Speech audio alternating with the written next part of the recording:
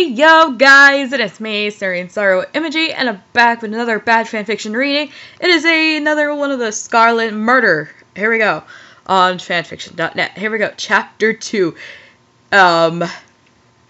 Disclaimer.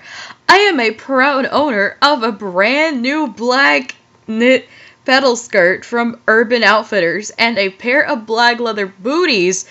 But alas, Harry Potter does not make the list of things to buy before school starts. Otherwise, I'd be rich enough to buy a pair of Jimmy shoes for every day of the year. Does it look like I give a goodness gracious bloody crap? 'Cause I don't. I don't care. What is this random note doing here? You see, pointless author's notes. Oh gosh, no. Maybe that should be one of my newer fanfiction pet peeves. Just pointless author's notes that don't deserve, any reasons to being there. Like the whole thing with Raven's sweater.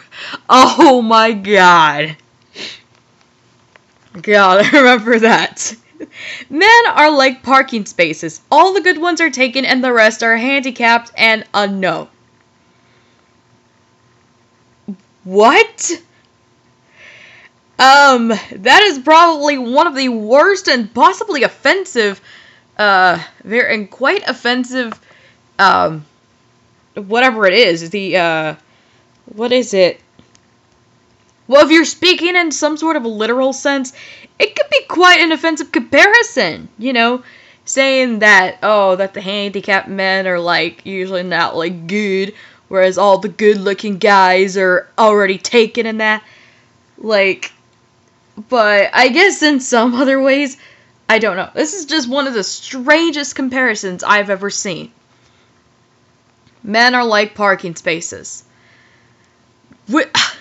And plus, what in the world ever happened to the whole, would you,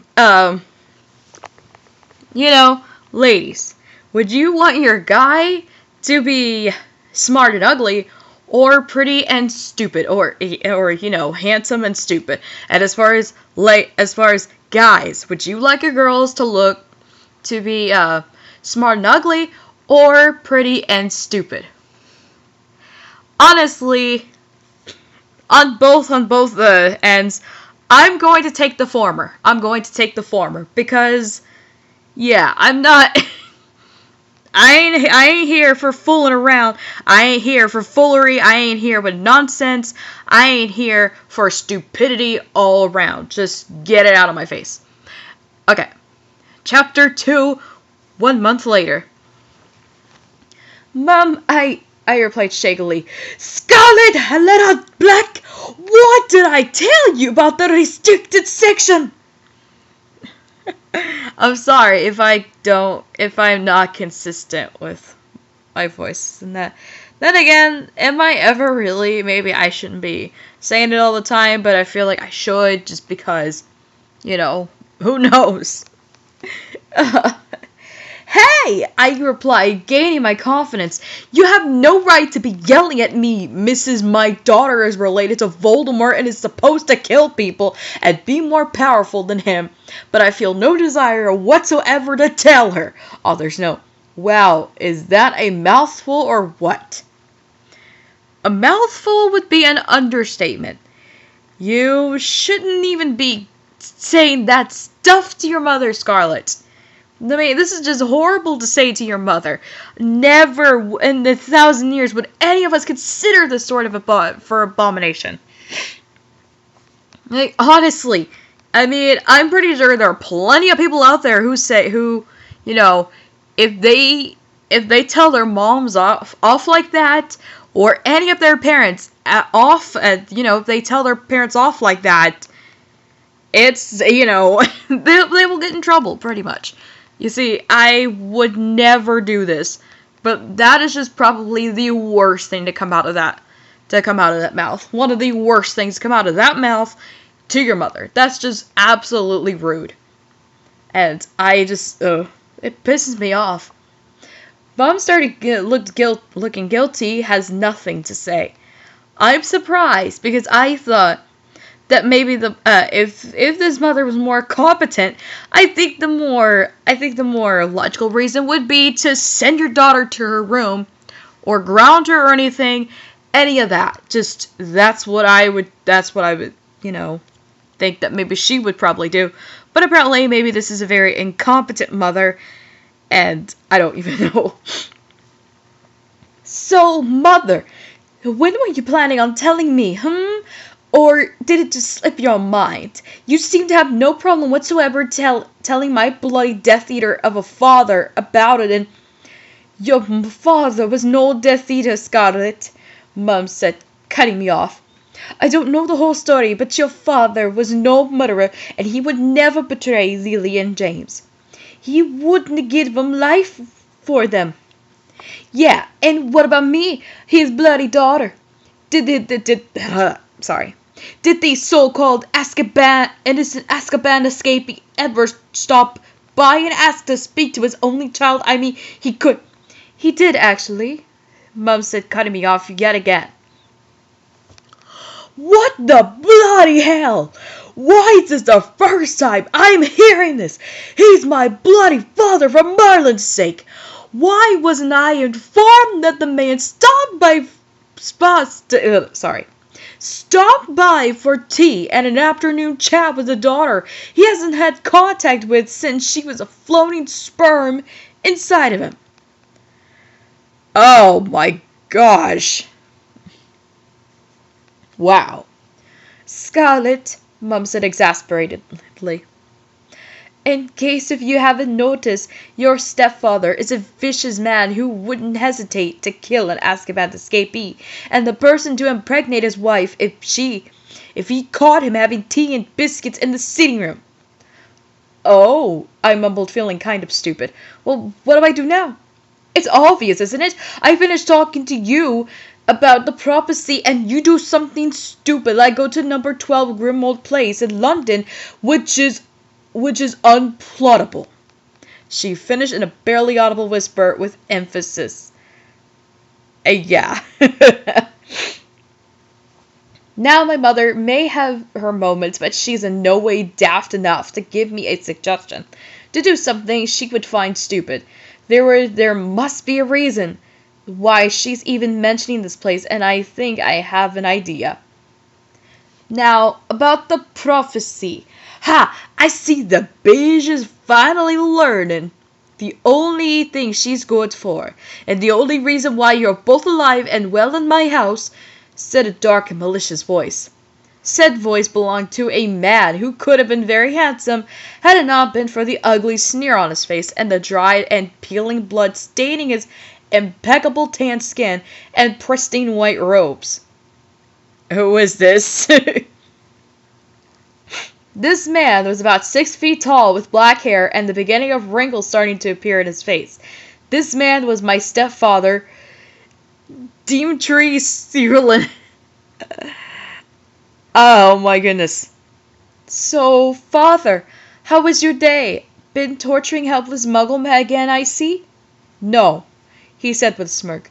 Not Muggles, actually. I just met with a friend of yours, Celine. Does the name Bertha Jenkins ring a bell? No, not Bertha. What have you done with her?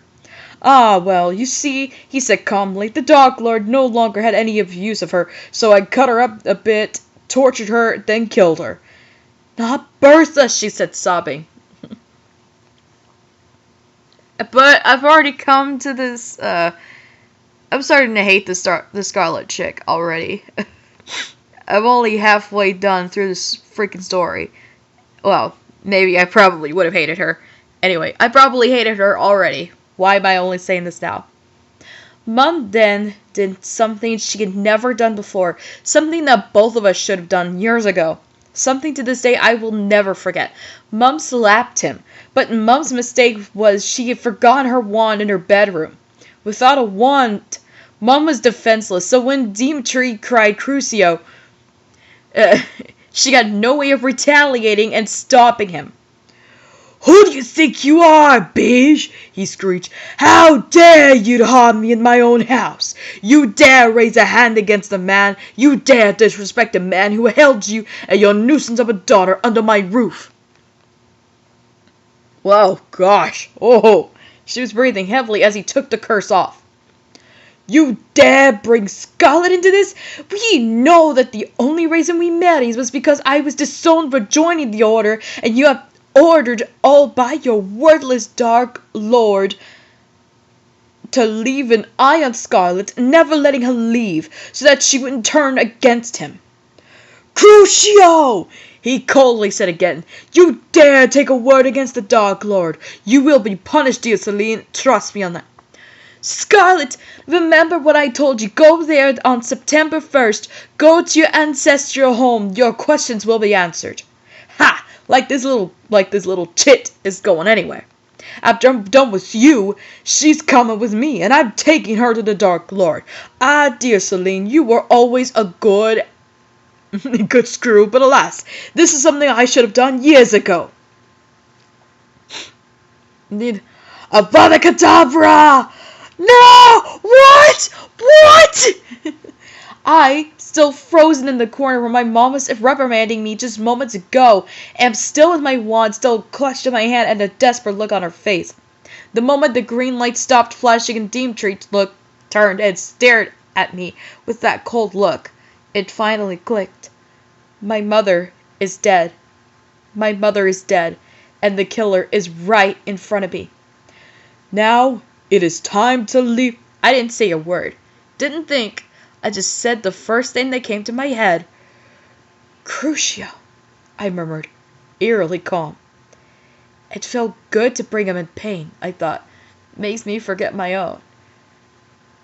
Wow. How old are you again? Are you 16 or something? Jeez, you shouldn't even be using these unforgivable curses. Goodness gracious. When I felt as though I should stop because letting him go, it was insane, would be too easy, I stopped. I then, before he could say anything, screeched, "Sic! Sictum sempra! There, I thought. This is befitting. Of all the blood he shed, I believe bleeding to death is the way to go for him to go. Almost poetic. I then apparated between buildings 11 and 13, Gromwell Place, and entered the home of my father. Or, as... I don't even think you're old enough to apparate. Jeez. But, like I said, this Scarlett chick is already pissing me off. Alright, here we go. We are going to chapter 3, and then we will end this story on quite an hilarious note. And then I will, yeah. And then I will, post the review for a story later on. Chapter 3. Disclaimer. If I owned Harry Potter, would I be writing fanfiction at 4:25 a.m. and not getting paid to do it? Not getting paid for it. Ha! Ha! I felt like this is a great quote for how Scarlett's feelings right now, and that was from Weeds, probably one of the greatest shows ever. I've never seen Weeds, actually. You should check it out on Netflix or watch it on Showtime. Silas. Shane! What the frick happened to the party? Shane. I killed Pilar with a crooked mallet by the pool. Silas. No, man, I'm serious. Shane. Seriously, I killed Pilar with a mallet by the pool. Awkward silence. Shane. She was gonna kill us, so I popped the bitch. Silas. Are you serious, man? Shane. Serious as a dad's heart attack. And like I said, I ain't ever heard of that show. I don't hear that shit anywhere. I don't hear that shiz anywhere. Chapter 3. I crossed the platform with a click of my heels. This is it, girl, I thought. The moment you have been waiting for since Mom told you those stories about her days at Hogwarts. Scarlett made her way over to the Hogwarts Express, ignoring all she passed on the way. Well, she tried to. Hey, you little slut! A nasally and aristocratic voice yelled. Who are you calling Pugface? Who are you calling Pugface, bitch? Pugface. I think Pugwash is going to take a click here. Okay. I admit, I used to watch Theodore Tugboat as a kid.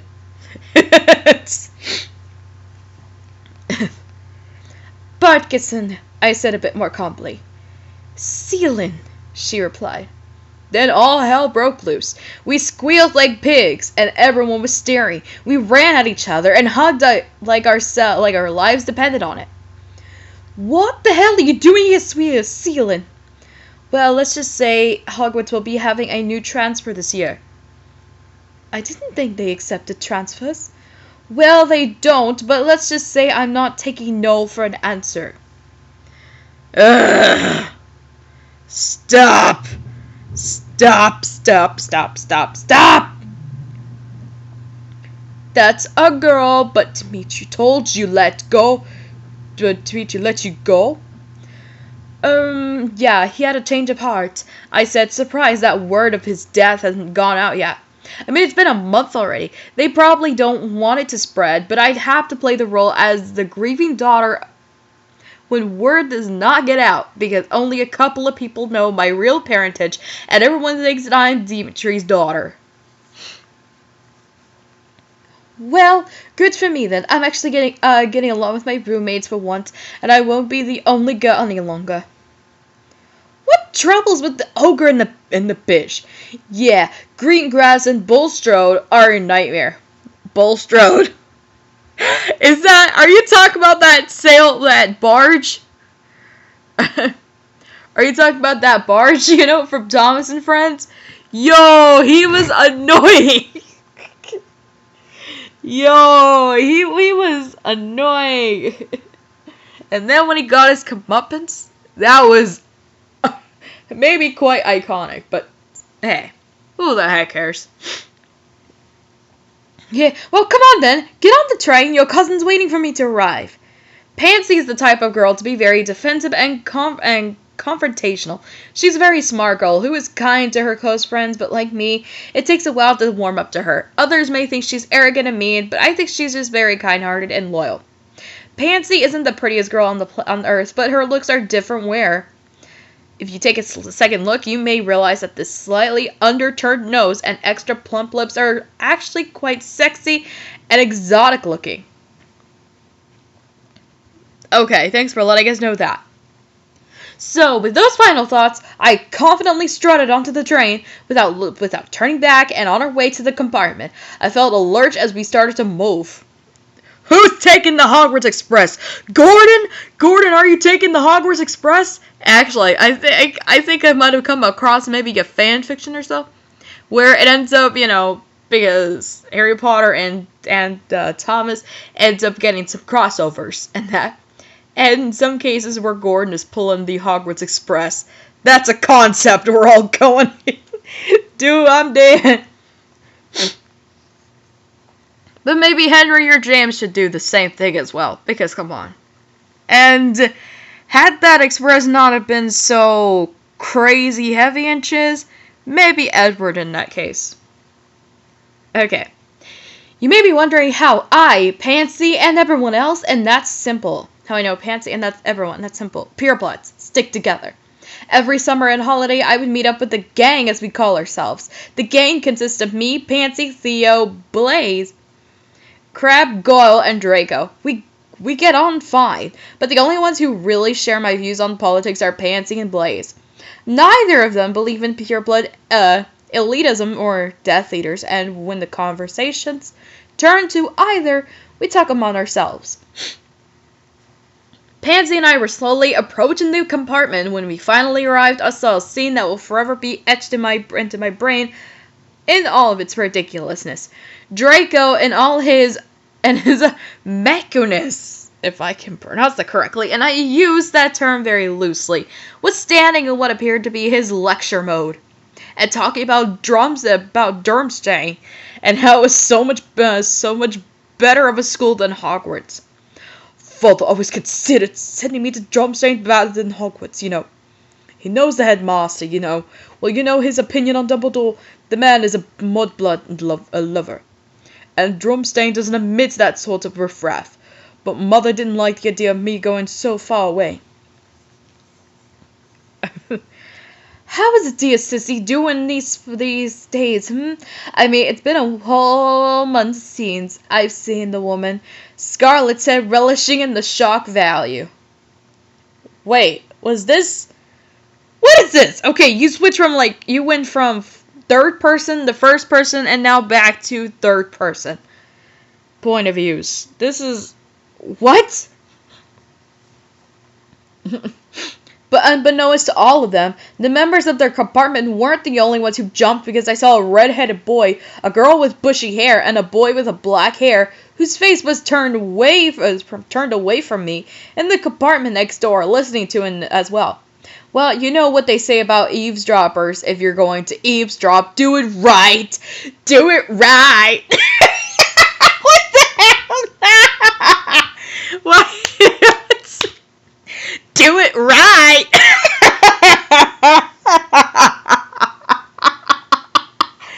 Does anybody remember that? Do it right. Fergus. I remember that when Fergus used to tell it to Bill and Ben. I remember seeing some episodes that had Fergus in it, and at the time, Fergus was starting to annoy me. Ugh. But then even when I saw, as I got older and I saw that episode, yeah, Fergus just absolutely annoyed me. Yeah, I just pretty much said it. He's just so annoying. I hated him because he was that annoying. Okay, the girl looked startled to see me staring into their compartment and immediately ran and shut the door. Then all hell broke loose, yet again. Scarlett? Oi, cause next time you want to interrupt my conversations, wait, what the hell are you doing here? Hey, sexy. One face different from the others and oh, so familiar. Blaze. All here, Zambini. I see you look sexier than ever, I said with a smirk. And it was not a lie. Blaze was 5'11", glory and perfectly chiseled, tan body, and tanned face and body was the epitome of sexy. Michelangelo's David has nothing on his warm aristocratic features. How dare you? How dare you put Michelangelo to shame? I'm calling the cops for that. I stop flirting with Zambini and tell me what the hell you're doing here, Malfoy shouted, and then my signature smirk turned into a fawning smile. Ah, my little cousin, didn't you miss me? I mean, I came all this way just to see you. We haven't seen each other for so long as it is. I thought you would be delighted to know that I'm transferring, I said in a mock cooing voice. Transferring? You're bloody transferring. Since when? What about your father? Where have you two been this month anyway, since your mother's death? He asked rapidly. You know about Mother? I whispered. But the fact that this chick is transferring when she's 16? No, that should get an automatic no. Well, of course, it's the talk of the pure blood community. Not said, getting over his initial shock of me arriving. A ceiling dead and 2 missing, we were worried. Yeah, well, I'm fine, I said. I just walked home to see Mother's dead body and freaked out, so I ran away.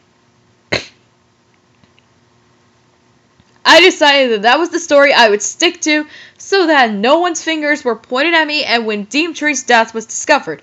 And I really did appear to be fine on the outside, more rage just collected on the inside. I was starting to get over it. I will always miss her, but I never warned her. She wouldn't ever want that. I'm sorry, but this whole thing with the, that you should mourn over deaths of blah blah blah. You shouldn't mourn about. No, please, come on. In fact, I was actually talking about this with a friend the other day. That in the movie of Harry Potter Deathly Hallows Part 1, it seemed like that. Yeah, of course, it seemed like Harry had gotten over Hedwig's death pretty quickly.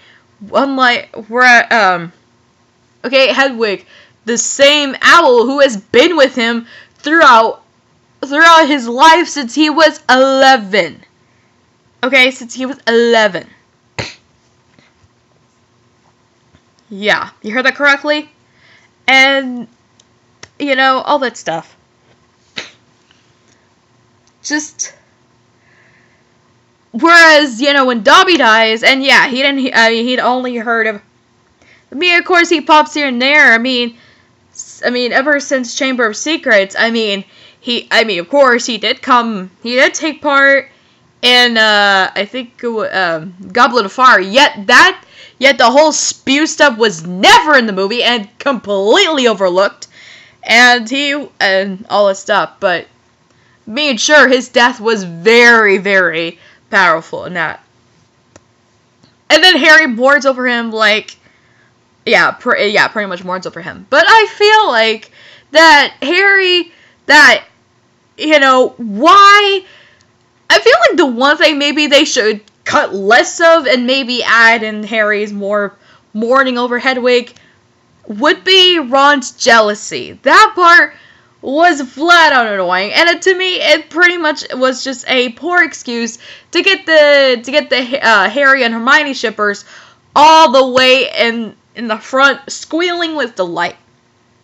And honestly, I think there should have been more time dedicated to, Harry mourning and grieving over Hedwig, because, come on, she was there with him completely through everything. And we saw her, okay? We saw her for almost just about every movie. Well, except for part 2, obviously, but you get the memo, right? Yeah. Alrighty.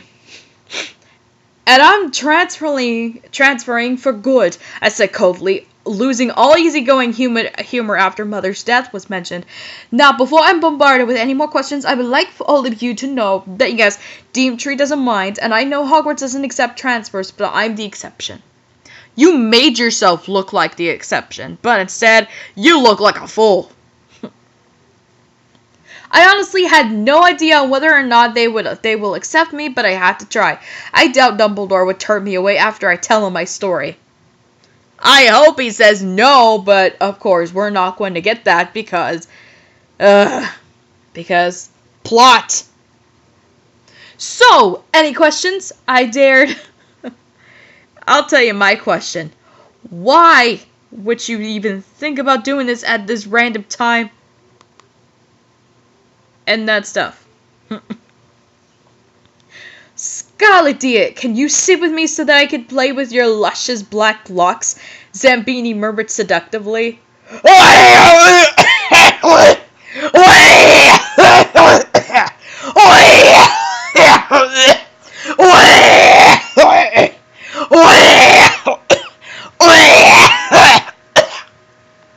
That's how I feel about that. Ah, of course, Blaze, darling, I said, I smirked, walking away towards him. Everyone else, looking scared at my little speech, decided that they would ignore me and talk among themselves. Everyone except for Blaze, who looked unfazed. So, Scarlett, he said in a barely audible whisper, you look tense. How about I take you to a different compartment so that you could relax? I said this is going places! No! So everyone, I'm getting kind of hungry. I think I'm going in search for the trolley. Blaze, would you like to accompany me? I chirped. Oh yes, I would love to show you the way, Scarlett dear. Oi! Crab yelled. Bring me and girls some pumpkin pasties! Oh, you imbecile! Pansy screeched. They're not actually getting food! Oh, I get it. Goyle blushed and whispered. Pansy was on the verge of cracking up with Draco and Theo, and Crab just looked dazed and confused. Blaze and I just left before the conversation could continue. What the heck just happened here? So, some friends we have, huh? I said. Yes, and I think we should wait for the trolley in that empty compartment over there. He pointed at the compartment directly across from us that a couple of giggling girls seemed to be exiting. Blaze grabbed me and threw me onto the open doorway. I sat down and smirked as he shut the door and crawled on top of me. Oh no! This is going to get wild! So, Blaze, dear, can you really get me relaxed? Oh no! I smell smut! Well, I smell smut! I smell smut coming from his hair! In response, Blaze started sucking on my lower lip, and then he bit down. Hard. That was it. Our little makeout session, while innocent at first, started to get heated. Our tongues were dominating. Both of us were too stubborn to lose. My jacket came off, and then my bustier. I was moaning as Blaze started touching my breast through my bra. I was sitting there in the black strapless bra, making out with Blaze and grinding against him when I heard him. Well, Draco, to be exact. For the first time in your life, Weasley! Draco sneered at the compartment across from us. I looked over at Blaze, questioningly. Weasley, which makes Potter and Granger nearby? He said while dressing. He realized that the moment Draco spoke that, I lost interest. Potter. Now that's a name I recognize. Now I just have to dress so that I can meet with the famous Harry Potter. As I walked out of the compartment, I saw Malfoy, Crabbe, and Goyle. Along with them were the 3 others I saw previously spying on us, joined by 3 more boys who seemed utterly unworthy of mentioning. Others know it was Seamus, Neville, and Dean. If you really do care. I just got this from the book. Yeah, sure, you probably didn't read the book concerning the clothing that you're throwing into the story. The girl seemed to be a smart one, as she noticed me immediately. She was pretty enough, but she really needed to do something about that frizz. The redhead seemed to be embarrassed over something, and Draco was laughing at the most ridiculous pair of old dress robes I had ever seen. The black-haired boy, who I assumed to be Potter, was still faced away from me and appeared to be glaring at Draco. So, going to enter Weasley? Going to try a bit of glory in your family's name? There's money involved as well, you know, so you can buy yourself a pair of decent dress robes. What are you talking about? Weasley snapped. Are you going to enter? Draco repeated. I suppose you will, Potter. You never miss a chance to show off. Either explain or leave, Malfoy, said the girl angrily, forgetting about me. Yes, Draco. Explain?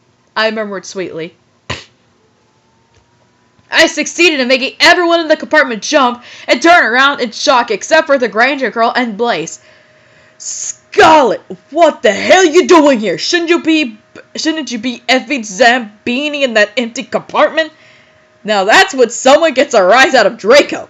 He lashes out on anyone near, and if it were anyone else, they would have just dropped it and ignored him. But I'm not anyone else. I'm Scarlett Helena Sealing, and I have a reputation to uphold, and I was getting pissed. Now, Draco dear, I said sweetly, what would Auntie Sissy and Uncle Lucius say about your vulgar words?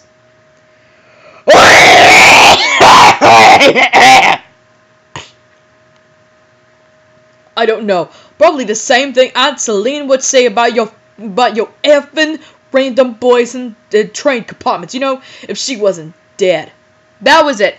He could call me a slut all he wanted, but mentioning my recently deceased mom and his aunt were taking it too far. I ran up to him and tackled him down, and then I proceeded to punch his face repeatedly until I took the combined efforts of Blaze, Crabbe, and Goyle to get me off. I then shoved him off and said, Flagrate with venom. I used the spell to give Draco a little tattoo on his chest. Let's just say having Scarlett's Bish carved on your chest with fiery marks looked kind of painful. I just smirked and turned around. I was about to leave when I noticed something. Harry dear, if your jaw drops any lower, it may just fall off, I said cheerily. Oh, and I'm Scarlett Sealing. Pleased to meet you. I then skipped away to an empty compartment, leaving 9 dumbfounded faces and a crying Git. What the No! This was not it! This ain't it, Chief! No! This ain't it, Chief! This is definitely a Mary Sue up on the platter. And then, goodness gracious,